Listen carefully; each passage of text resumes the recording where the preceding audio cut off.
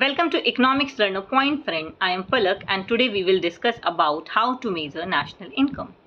There are three methods of measuring national income. The first one is value added method, the second is income method and the third is expenditure method. Today we will discuss about value added method and in the coming video lecture we will also discuss about the income method and expenditure method. So first we have to know what is value added method. Value added method basically is a method in which national income is calculated in terms of value added by each producing enterprises in an economy during an accounting year. So for this we first have to know what is value of output.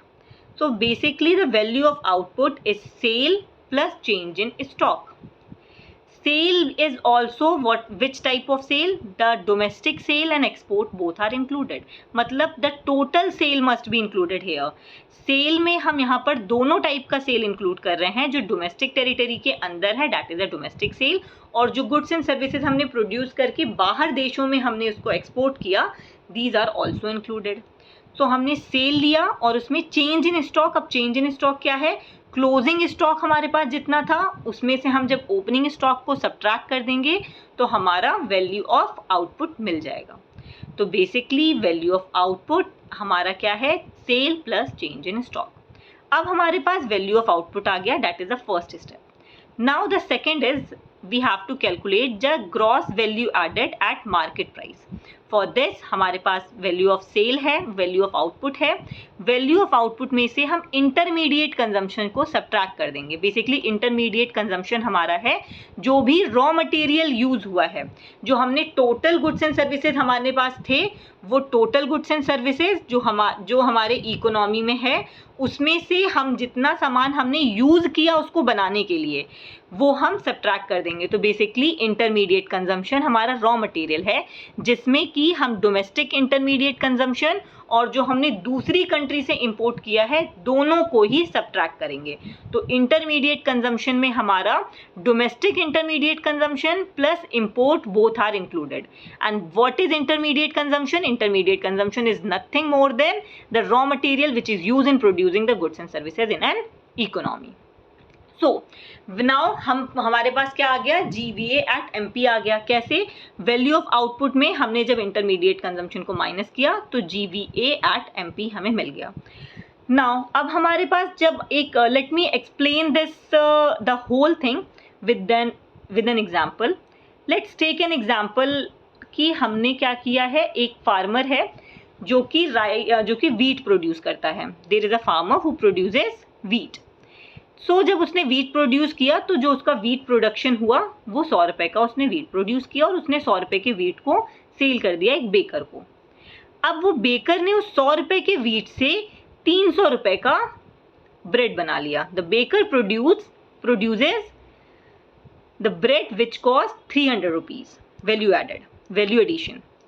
Now the baker sell the bread to the customer for rupees 250. मतलब the baker जो था उसने cell कर दिया उस bread का 250 rupees का. 300 का टोटल है उनके पास जिसमें से 250 सेल आउट हो गया, 50 का उसके पास अभी भी स्टॉक बचा हुआ है. सो नाउ अनसोल्ड स्टॉक बचा हुआ है. So now what is the value added for the farmer and for the baker? यहाँ पे दोनों का जो वैल्यू एडेड होगा वो अलग अलग होगा. कैसे भाई? जो देखिए यहाँ पे एक हमने फ्लो चार्ट से बताया कि जो फार्मर है उसने जो वीट प्रोड्यूस किया वो 100 रुपीज़ का था और उसने बेकर को सेल किया. अब बेकर ने उस 100 रुपीज़ के वीट से ब्रेड बनाया 300 रुपीज़ का जिसमें से 250 उसने सेल आउट कर दिया है. 50 रुपीज़ का स्टॉक उसके पास अभी भी है. सो अब यहाँ पे जब हम बात करेंगे वैल्यू एडेड की तो जो वैल्यू ऑफ आउटपुट की, तो जो फार्मर का वैल्यू ऑफ आउटपुट है वो 100 रुपीज़ है क्योंकि उसने जो वैल्यू बनाया भाई वो वीट बनाया 100 रुपये का जिसमें इंटरमीडिएट कंजम्पशन कुछ भी नहीं लगा है. लेट एज्यूम दैट कि जो फार्मर ने वीट प्रोड्यूस किया उसमें कोई भी रुपए नहीं लगा. So that is 0 rupees. तो बेसिकली वैल्यू एडेड क्या आ गया? 100 रुपीज़. वहीं पे जब हम बात करेंगे बेकर की तो बेकर ने 300 रुपये का वैल्यू ऑफ आउटपुट बनाया, 300 रुपये का ब्रेड बनाया जिसमें से 250 उनका सेल किया है, 50 रुपीज़ का बचा हुआ है. दैट इज अ स्टॉक अभी भी रिमेन अनसोल्ड है. जिसमें से उसने वीट खरीदा था, that is a raw material, या फिर हम उसे बोले इंटरमीडिएट कंजम्पशन जो कि 100 रुपये है। तो वैल्यू ऑफ आउटपुट में से जब इंटरमीडिएट कंजम्पशन माइनस करेंगे, वैल्यू ऑफ आउटपुट में से जब हम इंटरमीडिएट माइनस करेंगे तो हमारा जो वैल्यू आएगा दैट इज़ 200 रुपीज़, ये हमारा वैल्यू एडेड है, या इसी को हम GVA एट मार्केट प्राइस भी बोल सकते हैं। आई होप आपको ये समझ में आया होगा। नाउ अब हम इसे कुछ इस तरीके से समझते हैं कि GVA, अब हमने बात की है कि नेशनल इनकम कैलकुलेट करना है, तो जो GVA एट MP जो प्राइमरी सेक्टर में लगा, जो GVA एट MP सेकेंडरी में लगा, टर्जरी में लगा, हम इन तीनों सेक्टर के GVA को प्लस कर देंगे, सम टोटल कर देंगे, तो हमारा GDP एट MP आ जाएगा, gross domestic product at market price आ जाएगा। अब हमें मार्केट प्राइस से जाना है डोमेस्टिक इनकम की तरफ, मतलब GDP एट MP से हमें जाना है NDP FC पे। तो ग्रॉस से जब please if you have pen and copy with you, just note it down कि जब आप ग्रॉस पे होगे और जब आपको नेट पे जाना होगा, जब आप ग्रॉस पे हो और ग्रॉस से आपको नेट पे जाना है, तो you have to subtract the depreciation. हमें ग्रॉस से नेट पे जाना था तो हमने सब्ट्रैक्ट किया डेप्रिशिएशन।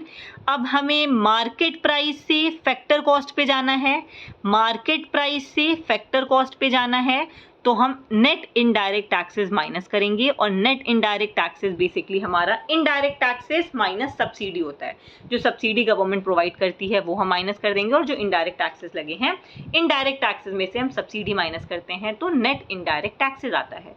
तो GDP एट MP से आप नीचे की तरफ जाइए, GDP एट MP से आपको NDP FC कैलकुलेट करना है, GDP MP से आपको NDP FC कैलकुलेट करना है, तो आप GDP MP में माइनस कीजिए डेप्रिशिएशन, माइनस कीजिए नेट इनडायरेक्ट टैक्सेस, तो आप NDP FC पे पहुंच जाओगे। ग्रॉस से नेट पे जाने के लिए डेप्रिशिएशन सब्ट्रैक्ट किया, एंड मार्केट प्राइस से फैक्टर कॉस्ट पे जाने के लिए NIT that is a net indirect taxes हमने सब्ट्रैक्ट किया। नाउ अब आप पहुंच गए हो NDP FC पे। जो NDP FC है बेसिकली ये क्या होता है, ये आपका डोमेस्टिक इनकम होता है।